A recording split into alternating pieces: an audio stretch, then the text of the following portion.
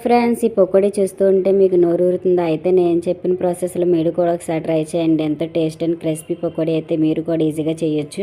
ముందుగా అయితే 1 cup onions సన్నగా కట్ చేసుకుని ఒక బౌల్లో వేసుకోవాలి. ఇందులోనే 2 పచ్చిమిర్చి, 2 రెమ్మల కరివేపాకు, కొద్దిగా అల్లం ముక్కలు, 1 టేబుల్ స్పూన్ జీలకర్ర, చిటికెడు పసుపు, టేస్ట్కి సరిపడగా సాల్ట్, 1 టేబుల్ స్పూన్ కారం వేసి ఆనియన్స్లో వాటర్ అనేది తేలేంత వరకు బాగా గట్టిగా ప్రెస్ చేస్తూ ఆనియన్స్ని బాగా మిక్స్ చేసుకోవాలండి. చూడండి, ఈ విధంగా గట్టిగా కలుపుకోవాలి.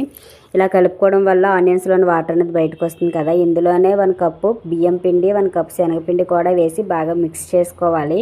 అంతగా పిండి కలవకపోతే ఒక 2 టేబుల్ స్పూన్ల వాటర్ అనేది యాడ్ చేసుకొని చూడండి, వీడియోలో చూపిస్తున్నట్టుగా ఈ విధంగా గట్టిగా అనేది కలుపుకోవాలన్నమాట పిండిని.